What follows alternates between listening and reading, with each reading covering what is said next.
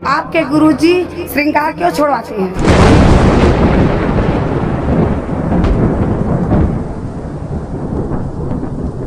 हमको भगवान ने इतनी अच्छी सूरत, शकल, कान, नाक दिए हुए हैं, सब कुछ इतना अच्छा बनाया हुआ है। क्या हम इसके ऊपर भोंडी से लिपस्टिक लगा के, नेल पेंट लगा के क्या अच्छे दिख जाएंगे? नहीं, हम भगवान के जो शरीर बनाया है उसका अपमान करते हैं इन सब चीजों को लगा के।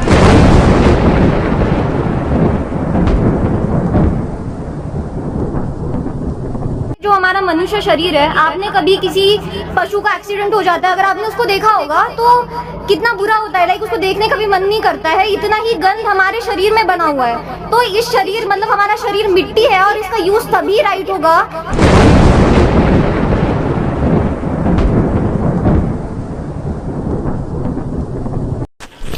नमस्कार, आप देख रहे हैं आध्यात्मिक डिबेट चैनल पर आध्यात्मिक ज्ञान चर्चा दो पक्षों के बीच में। एक तरफ है संत रामपाल जी महाराज जी के शिष्य और दूसरी तरफ वो जगत के लोग हैं जो संत रामपाल जी महाराज जी के शिष्य नहीं हैं। उन्होंने पूछा है संत रामपाल जी महाराज जी श्रृंगार करने से क्यों मना करते हैं। यह सवाल पूछा है संत रामपाल जी महाराज जी के शिष्यों से। आइए जानते हैं संत रामपाल जी महाराज जी के शिष्यों का क्या कहना है इस विषय में। आपके गुरुजी श्रृंगार क्यों छोड़वाते हैं? तो देखिए, इनका कहना है कि संत रामपाल जी महाराज श्रृंगार करने को मना करते हैं। तो बताइए अब आप लोग क्या कहना चाहेंगे? संत रामपाल जी महाराज श्रृंगार करने के लिए मना नहीं करते। हमको भगवान ने इतनी अच्छी सूरत, शकल, कान, नाक दिए हुए हैं, सब कुछ इतना अच्छा बनाया हुआ है। क्या हम इसके ऊपर भोंडी से लिपस्टिक लगा के, नेल पेंट लगा के क्या अच्छे दिख जाएंगे? नहीं, हम भगवान के जो शरीर बनाया है उसका अपमान करते हैं इन सब चीजों को लगा के। और संत रामपाल जी महाराज कहते हैं कि अगर हम ये सब चीजें लगाएंगे तो इससे क्या हो जाएगा? हम तो सिर्फ भगवान का अपमान ही कर रहे हैं। इसलिए संत रामपाल जी महाराज मना करते हैं कि हमें श्रृंगार नहीं करना चाहिए। अच्छा, आपका क्या कहना है श्रृंगार के विषय में? देखिए, जो हमारा मनुष्य शरीर है, आपने कभी किसी पशु का एक्सीडेंट हो जाता है, अगर आपने उसको देखा होगा तो कितना बुरा होता है, लाइक उसको देखने का भी मन नहीं करता है, इतना ही गंध हमारे शरीर में बना हुआ है। तो इस शरीर मतलब हमारा शरीर मिट्टी है और इसका यूज तभी राइट होगा when we take initiation from a true guru, और हम भक्ति करते हैं, तभी हम इस मिट्टी का सोना बना सकते हैं। अर्थात श्रृंगार करने का कोई यूज नहीं है, इट्स प्योर टाइम वेस्ट। आइए अब देखते हैं संत रामपाल जी महाराज जी के सत्संग की वीडियो क्लिप्स। तो अब ये दास देख रहा है कि अब कितना डर लगता है बहन बेटी भाइयों को, बच्चों को। अब वो कहीं, क्योंकि समाज हमारा जो है, सारा का सारा समाज काल प्रेरित है, उन्हीं क्रियाओं को कर रहा है जो ना करने वाली होती हैं। और हमारा भक्त एक घर में एक व्यक्ति ने नाम ले लिया और 5-6 व्यक्ति वो सारे शास्त्र विरुद्ध साधक हैं, तो उनके साथ संघर्ष बनता है बेचारे का जा करके। फिर भी वो इतना दृढ़ है, डरता है, आकर पूछता है जी मेरे पे ऐसी गलती होगी, मेरा नाम तो खंडनी हो गया, आगे से नहीं करूँगा। तो कहने का भाव ये है कि पहचानने लग गए तुम परमात्मा को और संघर्ष करना सीख गए, आप सफल होगे, देख लेना एक दिन। ये नाखून पालिश लगाते हैं, ओठों पर इसी बूंदी शकल बना लेते हैं, लाल वो लगा कर लिपस्टिक, इतना बेहुदी शकल बन जाती है। कहते हैं अब ऐसी मर्यादा बन गई, बहन बेटियां कहते हैं कि हम ऑफिस में जाते हैं तो ये लिपस्टिक वगैरह नहीं लगाते, नेल पेंट नहीं लगाते, तो क्या कहते हैं उस दूसरे कि तुम्हारे घर में कोई मर गया क्या? अरे थारा गजब भैया, ये बकवाद करने तो सारे जी जाओगे तुम, अकल खत्म होगी। यानी एक मर्यादा बन गई, जो ऐसे उल्टे काम ना करे उसने हे समझन लागे। निरंजन धन तेरा दरबार जहाँ तनिक नहीं न्याय विचार, सारे उल्टे काम में राजी रहे। लेकिन हमारी बेटियां अब संघर्ष करती हैं कि हाँ उनको ज्ञान हो गया, वो तो बालक हैं, कुछ भी कह सकती हैं। तो अब हम सबको बताते हैं ये ऐसा नहीं करना, क्योंकि पहले हमारा ज्ञान गांव में ज़्यादा चला था। इस दास ने गांव में जाकर प्रचार किया, तो वहाँ तो ये था को ना लिपस्टिक का फंड था, ना कोई नाखून पालिश लाया करती, मेहंदी मुंदी ला लेती, तो यार वो भी मना कर दिया हमने, समझा दिया कि इसका कोई फायदा नहीं है, अपना भक्ति करो। तो वो तो सब एक साधारण सी बात ही छोड़ छाड़ दी। अब शहरों में फैल गया परमात्मा का जो ज्ञान है। अब शहरों से जो बेटियां आती हैं वो सारे तो नाखुना निशी बुरी हालत सनाए पाओगी। और इधर बिहार में तो और बेगन हो रहा है, कति बुढ़ी बालक सारे लाल ये नाखुना न कति नो कुसुती तरह पेंट करके लाओगे, नो चमकान दे अब इनको समझाना पड़ता है कि ये नहीं करोगे तो मान जाते हैं कि नहीं आगे नहीं करेंगे हम, क्योंकि इनकी आवश्यकता भी क्या है। भगवान ने तो कितने सुंदर नाखून पहले बना के दे रखे, इन पर क्या फायदा और बकवाद करने की।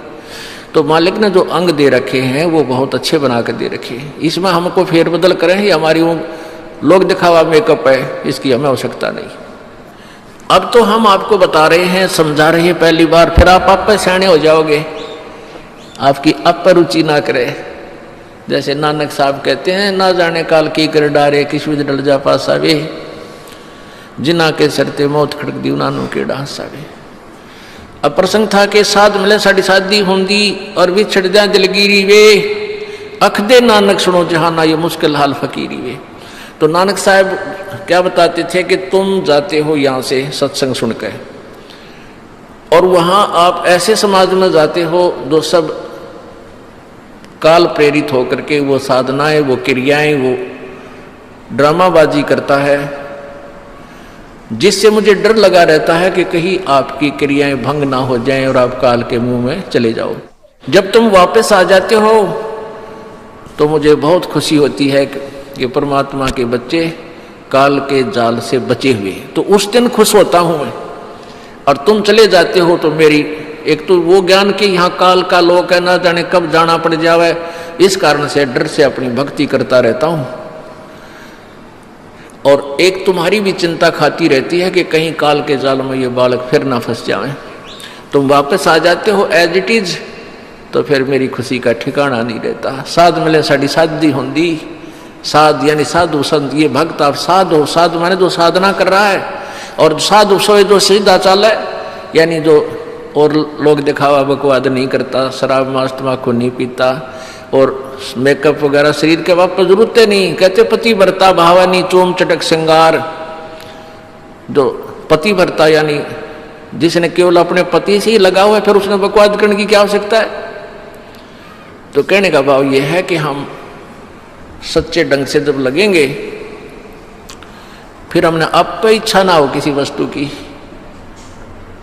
परमात्मा कहते हैं इस काया का गर्व ना करियो के काला के गोरा रे, और बिना भजन इसका कुछ काम ना आवे, चाहे एतर छड़को चारों ओरा रे। ये शरीर क्या है, ये गोरा दिखा है चाहे काला किसी का, इसने थोड़ा सा छोल के देख लो, एक जैसा कोबाड़ सब में भरा पड़ा है। ये ऊपर पालिश का फर्क रखे, और इससे नाम अच्छा बूंडा मान लेते हैं। नहीं, ये चाहे काला है चाहे टेढ़ा बेढ़ा है, चाहे किसा बूंडा काना लंगड़ा है, इसमें जब भक्ति कर गया वो सफल है, और इस मेकअप में लग गया रहा वो असफल है, चाहे वो कितना सुंदर दिखता हो। तो पुण्यात्मा परमात्मा कहते ये मिट्टी है, इस मिट्टी से हमने लाभ उठाना है, इसे सोना बनाना है, भक्ति रूपी धन कमाना है, तो इसी से कमाया जाएगा। अब प्रसंग है कि झूठे सुख को सुख कहे, ये मान रहा मन मोद, ये सकल चबीना काल का, कुछ मुख में कुछ गोदी। अब परमात्मा आप बताओ, मैं आकर के बोली आत्माओं हमें जगा रही है, हमने काल के कुएं की भांग पी रखी है, यहाँ की मान बढ़ाई और इस माया की।